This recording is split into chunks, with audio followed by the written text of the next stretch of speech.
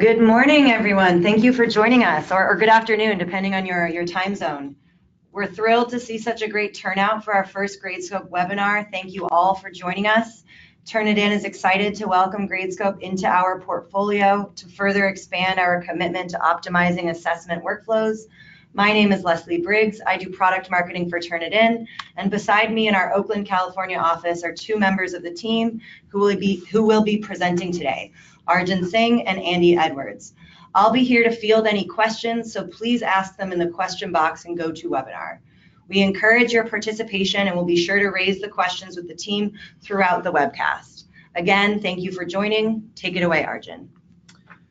Thanks, Leslie. I'm Arjun Singh. I was one of the co-founders of Gradescope, and I'm joined here by Andy, who's our institutional partnerships lead as well. So just as a kind of quick overview of what we're going to do today, I'm going to go through an introductory demo and just tell you about Gradescope and the story of us joining Turnitin. So we're going to be a pretty high-level overview today, and throughout all of it, please feel free to ask any questions, as Leslie mentioned. So Gradescope is the leading assessment and feedback platform, and our goal is to be transforming grading into learning. And the reason that we're doing that is because grading and providing feedback to students is one of the most critical things we can do as instructors. But providing that feedback is quite difficult. And if you ask any instructors, you're pretty likely to hear that grading is their least favorite part of their job. And here's just a bunch of things off the internet, just kind of people having that sentiment. And I myself was a graduate student instructor, as a teaching assistant for a bunch of courses at UC Berkeley during my time as a PhD student there. And I had that exact same experience myself. So back in 2014, we started Gradescope out of that experience. And we had the goal of really just making our lives a little bit easier dealing with the scale of the courses there. And this is a problem that is being experienced at a lot of different institutions, but at Berkeley it was pretty acute. So the course I was TA for was about 200 students the first time, and today it's 750 students. And so over the years, we have gone from kind of a homegrown side project at a Berkeley to a platform that's been used to grade over 70 million answers with 400,000 active users over the past year. And just earlier, about a month ago now, we joined Turnitin. And we're really excited to kind of massively expand this and use Turnitin's reach to provide authentic assessment for every assignment to everybody. So what that actually looks like is what we see here. And so with Turnitin, as you likely know, it's a great feedback studio is a great tool for giving feedback to students on things like essays and writing and presentations. But one of the things that Gradescope brings is allowing you to efficiently give high quality feedback on things that look like what you see on the left here. So these might be in-class exams, it could be short answer questions, it could be diagrams, it could be programming projects in a computer science course, it could be bubble sheets as a Scantron alternative. There's a huge variety of work, and now together both products are able to give you authentic assessment on any type of assignment that you're going to be having at your institution. And so what does it actually mean? Like why is grading and assessment so painful? So there's kind of a few different things. So one is just the time. There's a huge time commitment, and with Gradescope, we're able to drastically reduce the amount of time you spend grading. In larger courses, when you have a team grading situation going on, there's a huge challenge in coordinating between graders. You also want to take what you learn from grading your students and understand what knowledge gaps there might be. There's some data security issues that come, especially if you're grading on paper and returning work to students. And lastly, getting data out of one system to another system is always challenging, and with Gradescope, we make that much, much easier. So I'm just going to really quickly go over kind of how we reduce grading time here and touch on each of these points before I dive into the demo. So for reducing grading time, one of the things we do is make it really easy to provide the same feedback to the same answer if you have multiple people giving the same answer. And so that's kind of what the animation is showing you, and I'm going to dive into more detail later. For improving grading consistency and coordination, this is a huge challenge in a larger course. you might have anywhere from 5 to, in some cases, 50 people grading a single assignment. And what we want to be able to do is make sure that everybody's using the same rubric and we kind of know the status of it without having to shuffle papers and pass them around.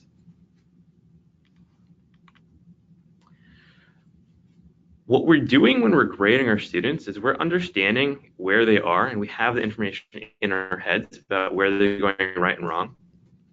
What we want to be able to do is keep that information not just in our heads, but also tabulate across all of our students so we can understand how to actually influence our instruction in the future. And so with Gradescope, what we can do is when you're done grading, you can actually go and understand which mistakes are most common across each assignment, so you can address them the next time you see your students.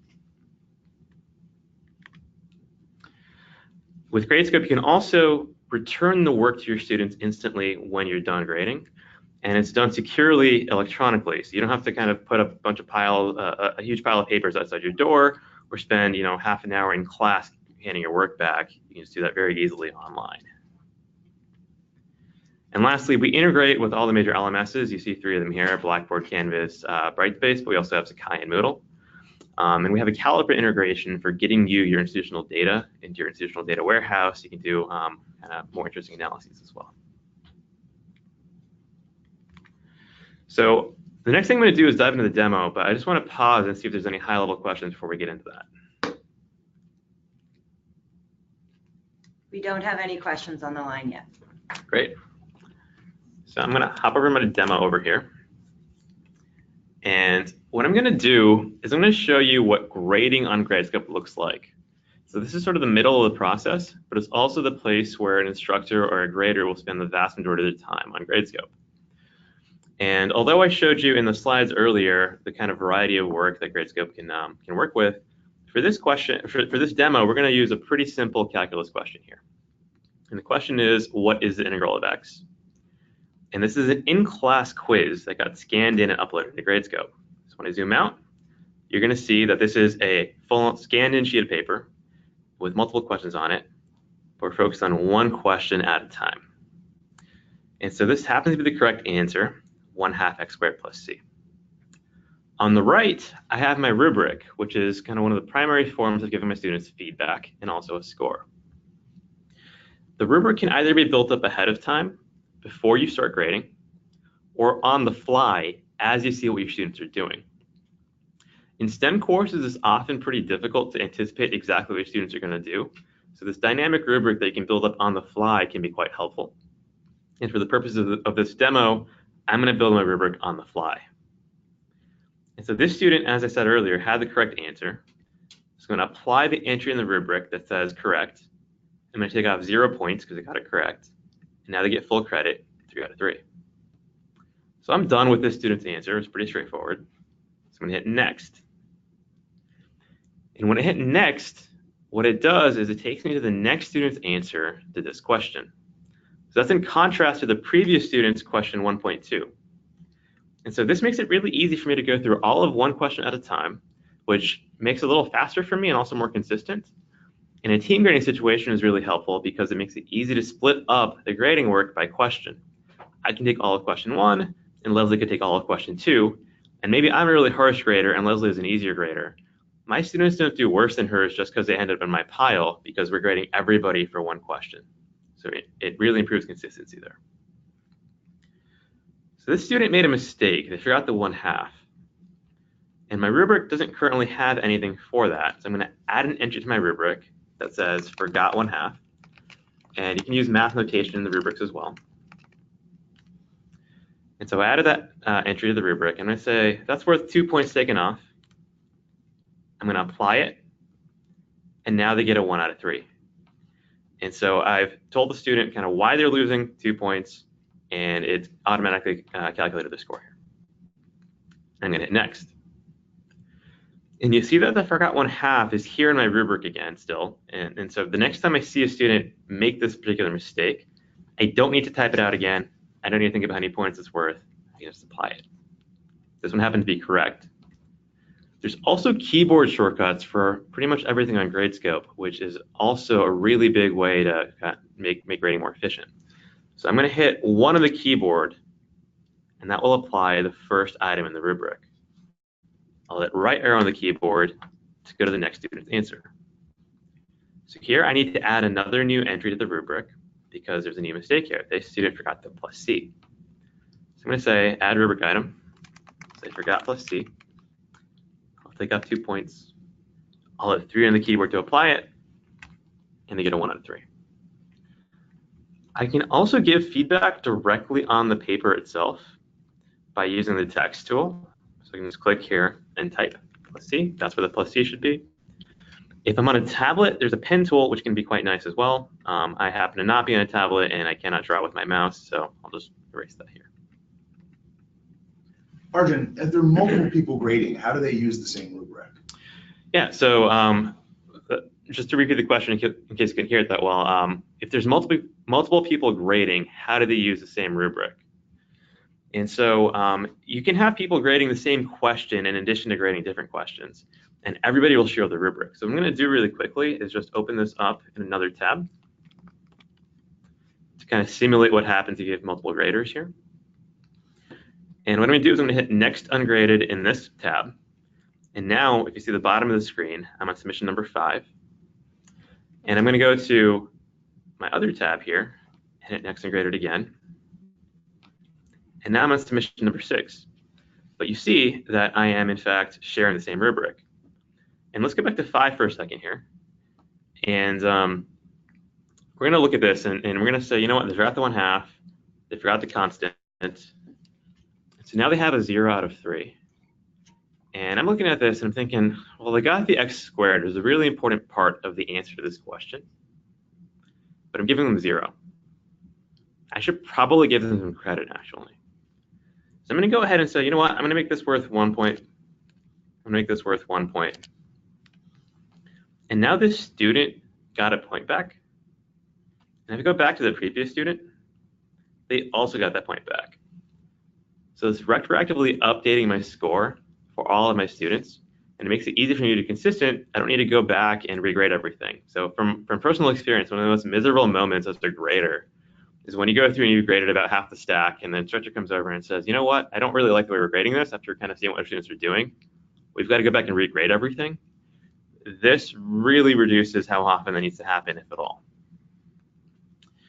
And so what I did here is I modified the rubric, just to kind of remind you. So going back to Andy's question here, if I go back to my other tab and I do anything on this page, I'm going to add a new rubric item that says blank and say that's worth 3 points. It will show me any updates that were made to the rubric as well. And so again, if you have anything happening across multiple graders, they'll be aware of any changes to the rubric. So at this point, our rubric is essentially set up. So I'm going to hit 1 on the keyboard, correct, right arrow. 3 on the keyboard, right arrow, 2 and 3. And so now that my rubric is pretty much complete for this question, it's really easy for me to go through and apply the same feedback to all my students. And the students will still see this. So it's not that I'm not giving my students rich feedback. I just don't have to repeat myself. The one other thing that I want to mention on this page before I pause for more questions here is that what I've shown you is what we refer to as a negative rubric, where I start from full credit and I take out points for mistakes.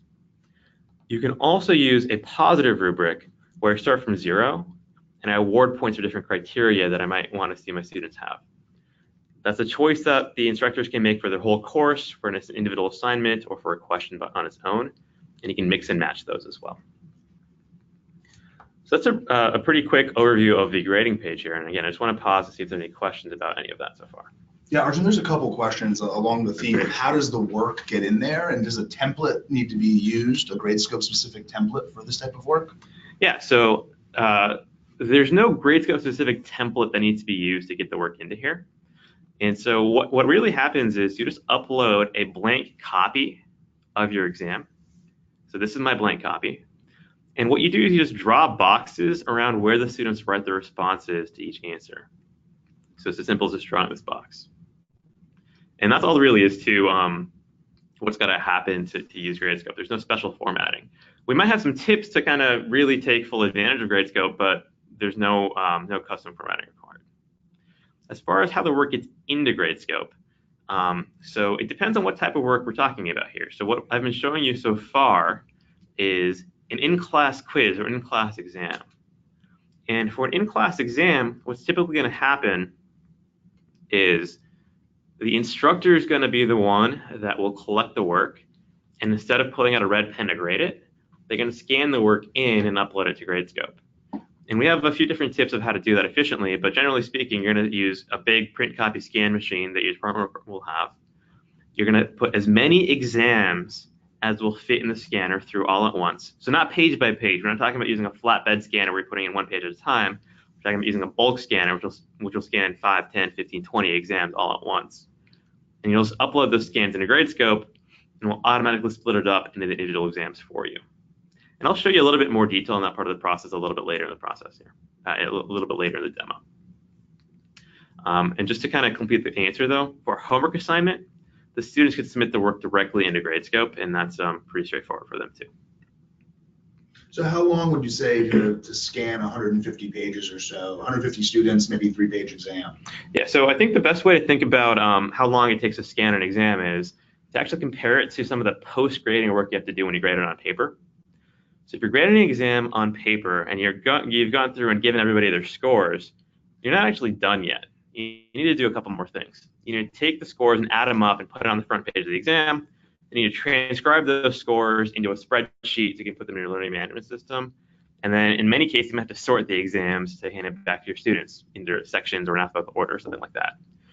And so there's post-grading work and there's scanning work, and those typically actually cancel each other out. And so for 150 exams, you might be able to do that in about 20 minutes or half an hour, going through and scanning those all in. And again, that's about how long it'll take you to kind of do all the other work as well. So the middle of the process is much, much better, and kind of the scanning cancels out with the tabulation of scores. Oh, just one sort of technical question. How does it know where one student's exam ends and the next begins? And what if they put some scrap paper in the middle of their exam? Will that mess up the process? So I'm going to show that part of the process a little bit later in the demo. So I'll go into more detail about the setup stuff a little later. What I want to show right now is actually what happens when you're done grading here. And so when you're done, you get some detailed statistics about how your students did, and I'll go over that in a second. But you can also just compose an email to your students to give them their work back. And so when I compose an email to my students, I can customize what goes out to them. I can provide a message here. I can include some statistics in here if I want, or I can choose not to do so. And they'll get a link to log in and see their work. There is no FERPA data in the emails. And so I'm going to flip over to my student tab here, and I'm going to refresh. And this is what they're going to see. They're going to see what's on the screen here, which is their work and their score on each question. And so if I click on one of the questions here, it'll show me the rubric that was used to grade this question, and what my score was as well, and kind of which items applied to me in the rubric. I can go through that for each question here, and it's pretty straightforward. And again, you can see exactly why you earned or lost points. And there's some customization instructors can have if they don't want to show the entire group to the students as well. There's a few questions coming in about what then gets posted back to the LMS, whether that be Moodle, which we do integrate with because there are several questions around Moodle. But what then, does the actual assignment go back to the LMS, or what goes back to the LMS? Yeah, so for getting data back into the LMS, the primary thing we put back into the LMS today, in this demo I'm using Canvas here, but it works with several LMSs, as Andy mentioned. The data that gets back is actually just the raw score today. So this is replacing that part of the workflow where you'd be uploading a spreadsheet of scores. Instead of having to do that, you can just click a button and I'll send the scores back to the LMS.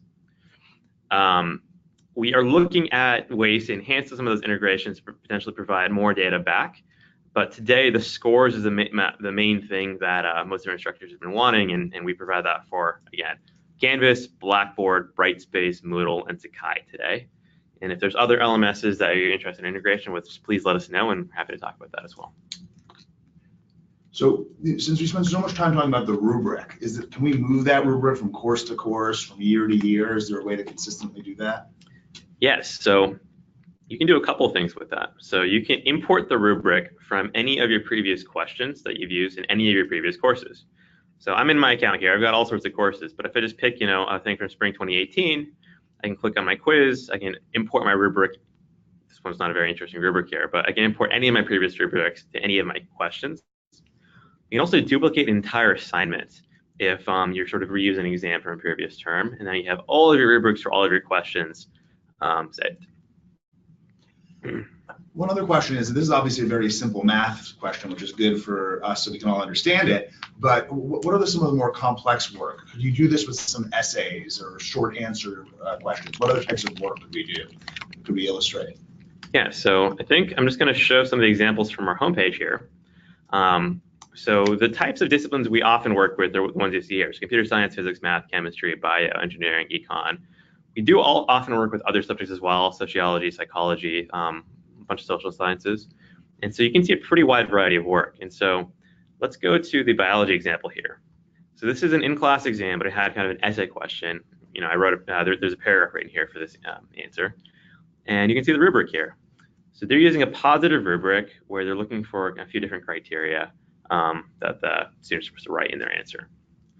You can have an econ question that's got a curve here. And again, they're looking for a few different important criteria that this diagram and the labels need to have. I'm just going to flip through just so you can see the variety. There's a complex looking engineer diagram here. There's a chemical molecule structure being drawn here. This math one's interesting because I think I like the rubric here a lot. So they go into quite a bit of detail here, and in a different, one of the things that some instructors will do in the rubrics is they'll also not just say, hey, this is what you should have done and a little bit of feedback, but they'll also add a link to a resource that covers the exact point that the student might have missed. So I've seen people have a link to a lecture video for the exact moment in the lecture that this particular concept was covered. And crazy physics question where I barely know what's going on here at all, but again, so there's a pretty wide variety of work that people use Gradescope to evaluate here. Great.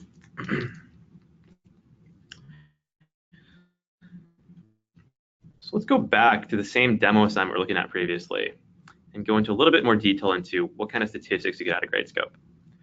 So what I want to show you first is actually what type of data you get at the question level. So we're looking at the statistics for the integral question we're looking at earlier. And I can see that a little bit over a third of my students got full credit on this question. About a fifth of my students got no credit. And when I scroll down, I can see exactly why the scores turned out the way they did. So I get to understand exactly how often every single item in every single rubric item was applied to my students. So I can see that the most common mistake was actually forgetting the plus C. And so maybe the next time I see my students, I'm going to spend 5 minutes talking about that. Or the next time I teach this course, maybe I'm going to actually emphasize this a little bit more before midterm 1. To click on one of the items, it'll also show me the list of all of the students that had this particular mistake made. And so I can actually go and see, again, forgot plus C is pretty straightforward, but I can go and see what it looks like to forget the plus C. And so for a more interesting rubric, this is a little more meaningful. But that makes it really easy for me to understand, if I want to go back and review, why did I apply this? Why did my graders apply this? I can see that really easily here. I also want to show you what the data looks like on a real assignment here. So this is data that's derived from a real computer science exam. And what this screen is showing you is the assignment statistics. So I can see that these 3 questions were relatively easy compared to the average score on the test, or people did relatively well on them. And these questions over here, people did pretty poorly on. I also see an interesting effect where the later on the exam as it goes, the lower the score is. And so that might kind of indicate the test is a little longer than my students could deal with. So if I scroll down, you'll see that people went through and actually tagged these questions with concepts. So you can tag them with concepts or learning objectives or learning outcomes. And so we've tagged most of the questions here with concepts. And we can flip into tag view and see how people did by tag. So again, this happens to be a computer science exam. And so I can see that on environment diagrams, people did pretty well. On recursion, people did quite poorly. And on coding, meaning students were expected to write code on paper, again, people didn't do that well. And so if I go and kind of look at that in more detail, those coding questions were later, and if I click on one of those questions, I can see exactly why students got the scores they got on here again. And so again, this is all sort of indicating that the exam may have been a little too long. Arjun, is there a way to see who graded each question and run analytics on how the graders are doing, consistency, things along those lines? Yeah, so let's go back to this demo over here. And so for each assignment, there's a grading dashboard, and it shows you a few different things. It shows you which instructors or which graders have touched each question. And so in this case, I've been grading by myself, so it's just me. But if I had a team grading situation, I'd see all their initials here. And if I clicked on the list of submissions for each question, it'll show me exactly which grader graded each question. There's also reports that you can export on the review grades page.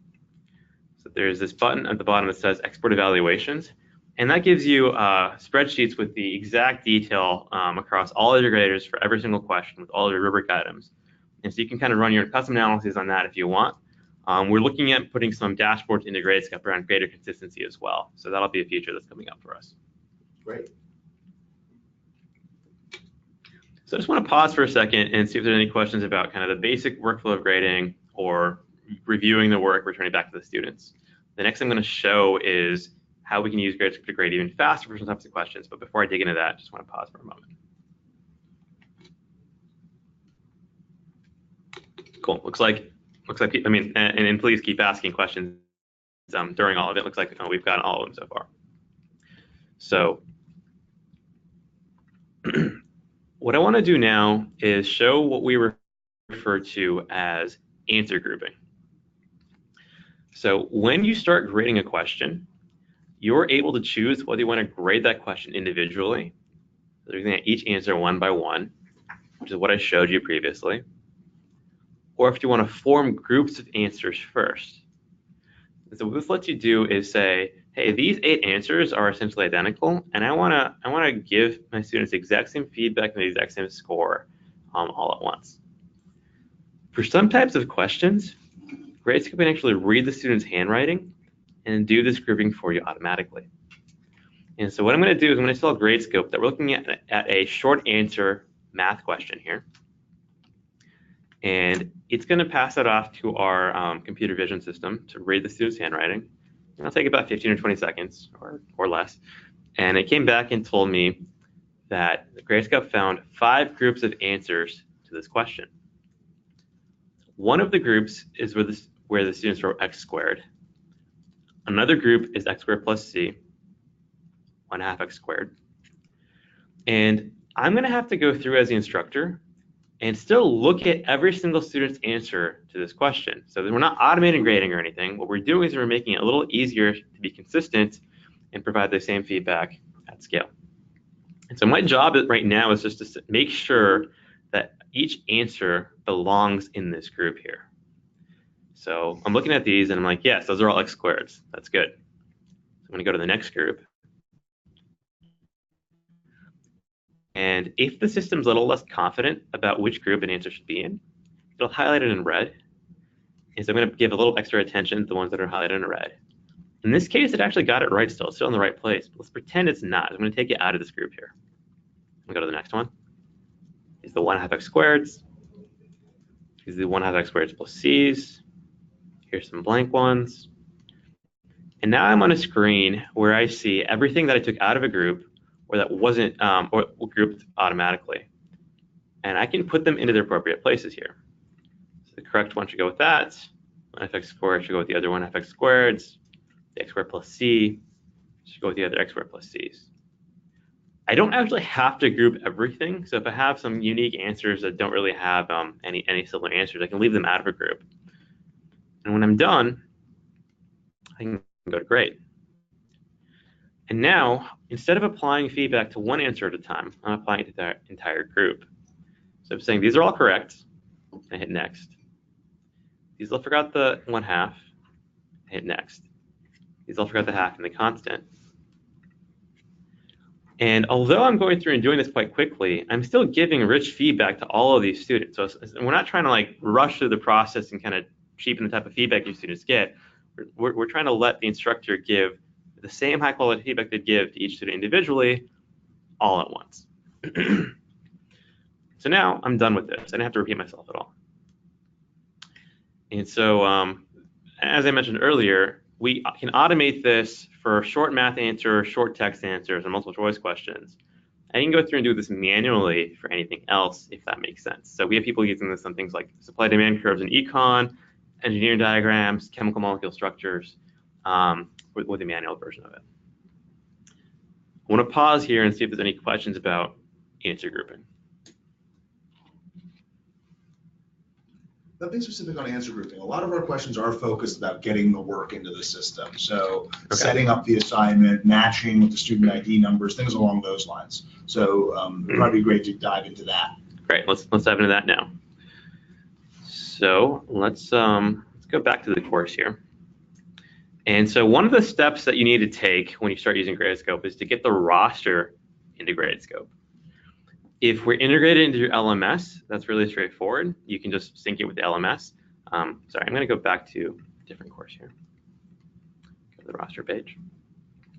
So if you have LMS integration set up, it's as simple as clicking the Sync Canvas Roster button and pulling the users down. If you don't have integration set up, you can also just upload a spreadsheet of all of your users with name, email, and student ID. When the students are in, what we want to do next is create an assignment. So I'm going to create a new assignment here. And I'm going to say this is demo exam. I'm going to upload a blank copy of my midterm. This is my blank copy of my exam here. And I know I showed a little bit of this process earlier, but I'm going to go through it pretty quickly. And I'm going to tell Gradescope who will upload the work. Is it the instructor for an in-class exam or quiz or similar? Or is it the student for a homework assignment or similar? I'm going to draw boxes around where the students write their name and optionally their ID number. And again, as I showed earlier, just draw boxes around each question. And I'll skip that last one. I can then tell Gradescope, all right, this question is called integrals. It's worth 3 points. This one's derivatives. It's worth 3 points. And what I'm just doing is I'm telling Gradescope what's in the test, where is it, how many points is it worth, and hit save. So now my exam is set up on Gradescope. And what I'm going to do is, as I mentioned earlier, I'm going to scan everything in, and I'm going to upload my scans. So a scan has many exams in it, and I can upload as many scans as I want all at once. I'm going to upload 2 scans here. And so what Gradescope is going to do is it's going to go through and automatically split up my scans into the individual exams. And this will take about 15, 20 seconds or so. So just give it a moment to come back here. And it's also going to show you what happens if there's a mistake made or, a potential mistake made, or a student might have left the page out or added an extra piece of paper.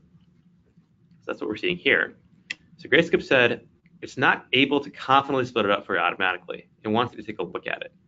So I'm going to scroll through, and we're going to see that this particular exam had more pages than we expected, because this student added in a scratch paper, a piece of scratch paper. And so we can either choose to reorder the pages or delete them, or in this case, the right thing to do is just say, yeah, that's fine, they added a piece of scratch paper, I'm okay with that, and just confirm it. For the other scan here, it went through and automatically split it up because there's no corner cases in this particular one.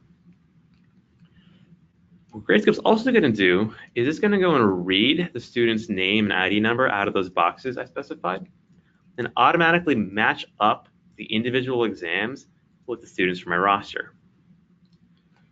Excuse me. And it's going through and doing that. And again, this will take a couple more moments. And so it automatically assigned 16 of these scans, and it left 4 of them for me to handle manually. And I'll show you why in a moment. And so when I scroll through here, I can see the student's name and ID number on the left, and I'll see that, you know, this exam is Hilda's and it was assigned to Hilda. This is Byron's and assigned to Byron, and got those all right. We're extremely conservative on this because it's really important that we don't assign the wrong student to the wrong exam. And so in some cases, grad students say, you know what, I don't want to assign this to a student because I want the instructor to take a look because there's something a little bit funny going on, or I can't read the student's handwriting fully. And so in this case, it might be a little small on your screens here, but what it says here is Becky Hayes. And so I'm going to start typing Becky Hayes into this box. And what I see here is I actually have 2 Becky Hayes in my course. And in fact, I think they're the same person. So there's a bit of a clerical error in my roster. I need to go take care of that and remove one of the duplicate Beckys from my course here. I'm going to say this one, you know, I'm going to keep Becky, the first one here. If I look at Chad Carter, it's the exact same thing. Look at Darlene. She wrote a different student ID number than what's in the roster. And so who knows what happened? Maybe I have 2 Darlenes in my class, or maybe the student wrote the wrong ID number. I'm going to take a closer look at this one. And so we match about 95% of exams automatically, and there's a few exams that are left for you to kind of just go through and make sure that there's nothing funny going on with either with what students wrote or with our confidence in the handwriting recognition. Quick question: if the roster updates in the LMS, will it automatically sync to Gradescope? So you have to manually choose to make that sync happen. If your institution wants to have them automatically synced, we're happy to do that. In our experience, we've actually learned that most instructors want to have some control over when they sync, just to make sure that they know what's happening when. A few questions about the types of assignments. What if we already have a quiz built in Moodle or Canvas? Can we import that? Yeah, so so the Moodle quizzes or Canvas quizzes are going to be the types of things that you're going to be taking electronically. We don't currently integrate directly with those. We have an option to give an electronic quiz through Gradescope. And what that might look like, let's go back here. Sorry, I have a couple different demos up and I need to get to the right one here. Is like this. Click the wrong one. Sorry, my network is being a little funny right now.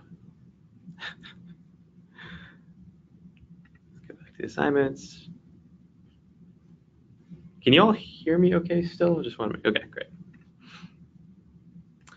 Okay, so for an online assignment, you can sort of mix and match multiple choice questions, short answer questions, which are both graded automatically. And then you can have an open-ended question, which you grade with the Gradescope rubric, as I showed you earlier. And this is a toy example here, obviously. However, we are looking at how we might be able to integrate with those Moodle and Canvas quizzes. So you can actually go through and have your students take them in your LMS. You have an open-ended question that gets sucked in by Gradescope and graded manually. We're not there just yet. We're trying to see if we can build a nice experience there. So if you want to have that through Gradescope, you have to create it in Gradescope today. But we do want to find a way to integrate instead.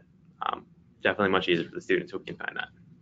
And if students want to submit work, or homework, or problem sets directly, do they have to scan it, or are there other ways to get that in? So if you're talking about submitting homework, it could be typed up and just submitting as a PDF. It could be a math assignment where the students are doing it on paper with a pencil, and they're just going to take pictures with their smartphone or the camera or whatever and just upload those pictures directly to Gradescope. Or they can use a scanner app on their phone, or if they happen to have access to a scanner, they can scan it as well. So it's pretty flexible. You can submit images, you can submit PDF files, whether they're scanned in or created digitally. So it's a pretty big variety there. The other thing that I think is going to be worth mentioning about homework assignments, I'm going to go through and go back to my student account here, is for homework assignment, one of the things that is possible is that there might not be a template. So in the way that we had a template for the exam, where every student's exam has, generally speaking, 4 pages, for homework assignment, you might have 10 pages for one student and 2 pages for another student, because it might take a different amount of space. And so here's an example of what I submitted. I happen to take 2 pages for this particular assignment. But what Gradescope asked me to do is actually tell Gradescope where each question is answered. And so this lets the instructor still go through and grade question by question, even though some students might take 10 pages and others might take 5 pages. And so what I did here is I said, you know what, question 1 is on page 1.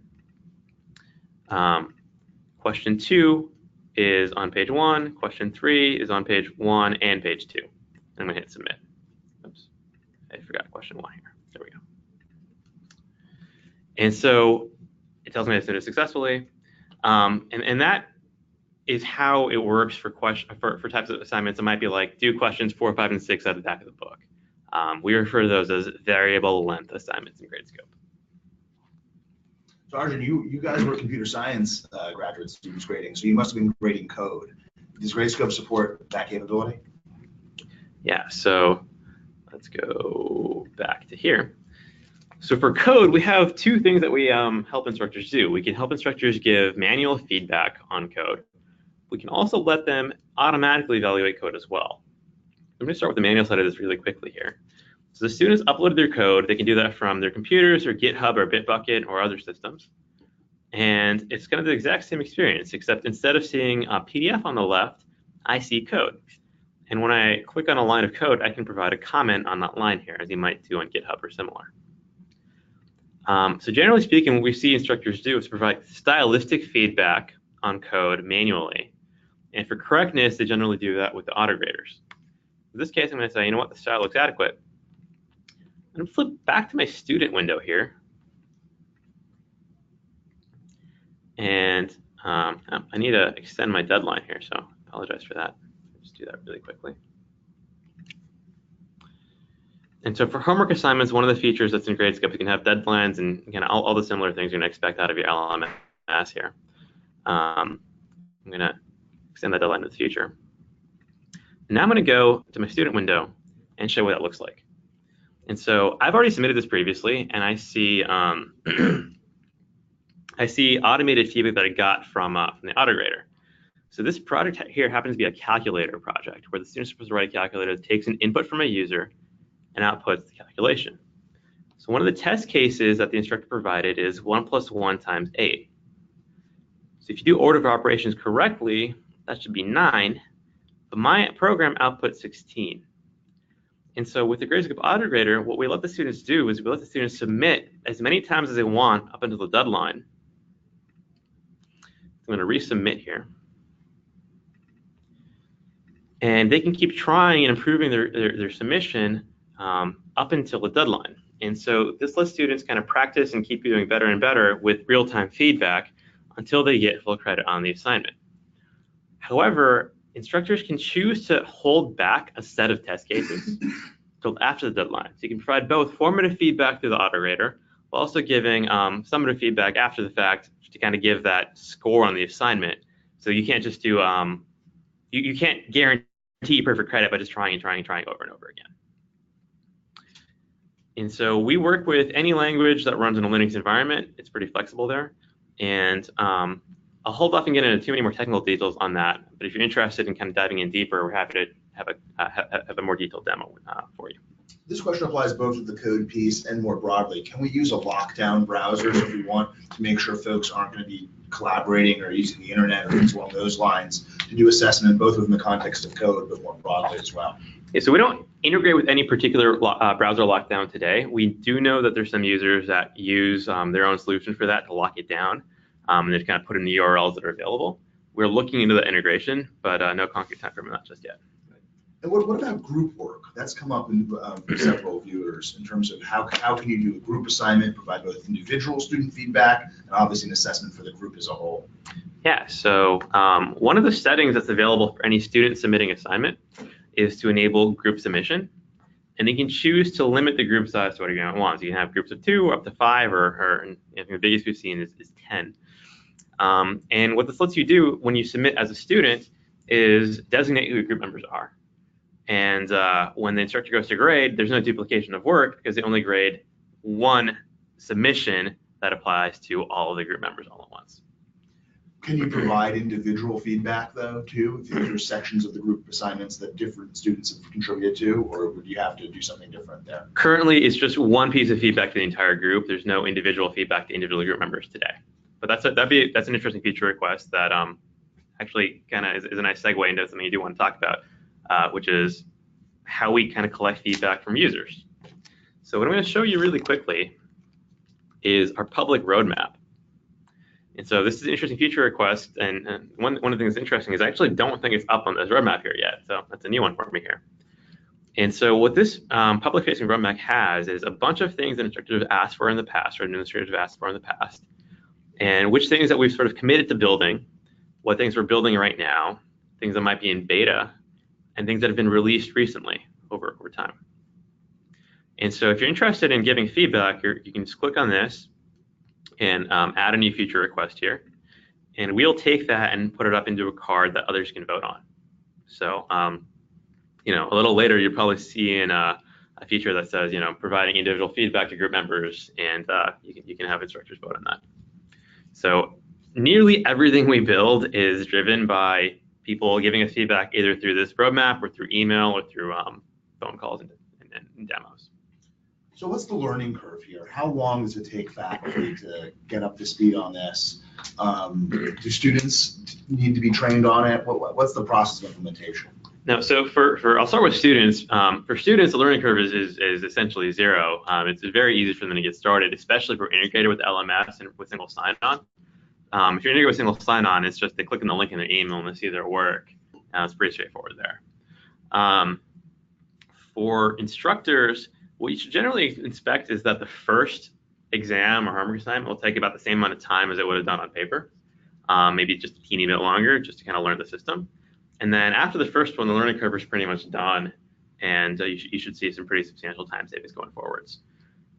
One other thing that I want to mention is we provide very, very high quality support and happy to provide trainings that are associated with it for either a group of instructors in department or even often one-on-one trainings as well.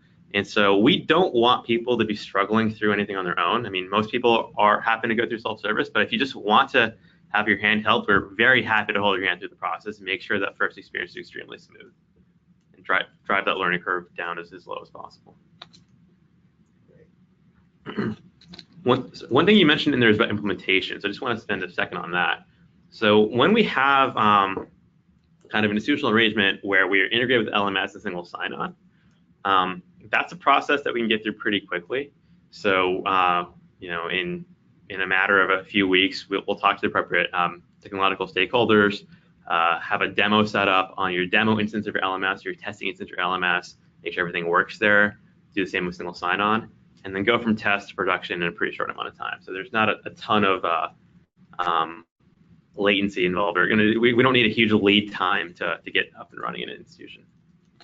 And I like this last question, or one of the last questions we'll hit, about multiple choice questions, because what Gradescope's great is reducing the reliance on multiple choice for efficiency, but we do recognize that it has a role and a purpose. So can you briefly touch on our multiple choice capabilities? Yeah, so one of the things we really like to see is assignments that have a mix of different types of questions. So a really common pattern is you'll have 10 multiple choice questions, 5 short answer questions, and 3 big, hairy, open-ended questions. And Gradescope will help you go through the multiple choice and the short answer questions extremely quickly. And then you can spend your time and energy on the more open-ended ones without feeling like a robot. So one of the things that we really love to hear is people say, you know what, I used to give only Scantrons to my students, my 1,500 student chemistry course, but now I'm able to actually have a mix of types of questions because Gradescope helps me actually handle that massive scale. That said, there are times where Scantron is just the right thing for this particular assignment, or you know what, I cannot switch from that this term. And we have a feature in Gradescope that is just a direct Scantron alternative as well. And so we call them bubble sheets in Gradescope. And it's pretty similar to what you're going to get out of a Scantron thing. You have an answer key. You can go through and just set that up really quickly. You upload the scans into Gradescope, and they're all just fully automatically graded. And so we see some instructors mix and match. I'll have my Scantron portion of the exam, then I'll have my open-ended portion. We love to see that. We don't want to really impose anything on instructors. As much as we love to see people shift to kind of more constructive response answers, you can do anything you want through Gradescope, and we'll help you do it effectively. I think a great segue is that is several questions around written music scales have come up in the last week and in this conversation as well. So I think it reflects the openness of the platform. So if it's visualized and handwritten, it could be assessed on the platform. That's right. I mean, handwritten or digital, it doesn't really, could be anything there. But if it's something that you're just looking at their work and you need to give them feedback and potentially a score, you can do that through Gradescope I'm just going to go back to this. This rubric is extremely flexible. You can have music-related things. I'm not a musician, so I don't know what that rubric look like myself, but happy to talk that through. Today we might not do the automated grouping for music, but the one thing that's kind of interesting is the more people use a particular type of assignment through Gradescope, the more we're able to actually automate grouping for the type of assignment going forward. So as we see more music instructors get onto Gradescope, you can expect to see that being automatically grouped in the future. And just one last clarification on the bubble sheets. You were showing the answer key. It's still a physical bubble sheet the students are filling out in relation to that answer key. Correct? That's correct, yeah. So I'm just gonna really quickly, just to make it very concrete here. Here's an example of that bubble sheet that was uploaded. Great. And it handles some pretty crazy stuff that students can do. So, the thing will actually understand that they crossed this answer out and meant this one over here. And from a versioning point of view, could we randomize these answers and then have to prevent cheating or for academic integrity purposes? So exam versioning, both for bubble sheets and for general exams as well, something we're working on right now. We're hoping to have a first release of exam versioning later this semester or by the end of the year. There's a lot of different things people will do on exam versioning, and we love to hear the feedback on it. And so over time, we're going to support kind of all of it. But in the first release, I think the thing we're really going to do is supporting reordering questions, but not choices within a question just yet. And one of the most popular questions is, how does this all integrate with Turnitin? Is this part of the Turnitin solution now, or how is this going to be brought to market? Yeah, so the right way to think about it right now is there's two separate products by one company, and we're looking at the right ways to integrate those over time. And so one of the first integrations they're going to be doing is actually a new product that Turnitin's been working on around detecting plagiarism in code. So in the very near future, the new Turnitin product will be integrated into Gradescope, and you can have that. We're going to be looking at integrating with the kind of traditional plagiarism detection that you get out of Turnitin as well. But there's still going to be two distinct products. We're not, one of the things that can happen sometimes if you have one company joining another is that the speed of development gets drastically reduced because you're trying to kind of integrate everything all at once. We're very conscious of not wanting to do that here, and we're going to be having the same kind of pace of development we had at Gradescope that's actually going to be accelerated even. So we're not kind of digging into that level just yet. How can I learn more? How can we find out more if folks in my institution are interested in working with Gradescope? Yeah, so there's a few different things you can do. You can sign up yourself and play with Gradescope, both kind of the everything I'm showing you essentially, except for LMS integration, by going to gradescope.com, hitting sign up, and in the invite code box, just put meet Gradescope, and you'll get an account instantly. If you want to look at if you want to learn about what this looks like in more detail for your institution, we're happy to provide a kind of custom demo, custom conversation for your institution, dive into detail about your LMS, your single sign-on, or anything unique to your institution. And you're also free to contact us directly. Our email addresses are up there. So mine is asing@turnitin.com, and Andy's is aedwards@turnitin.com. Great. Well, thank you for your time this morning. Yeah, thank you all so much for joining. Thanks, guys. Keep an eye on your inbox for more information to come, as well as a copy of the recording. Thank you.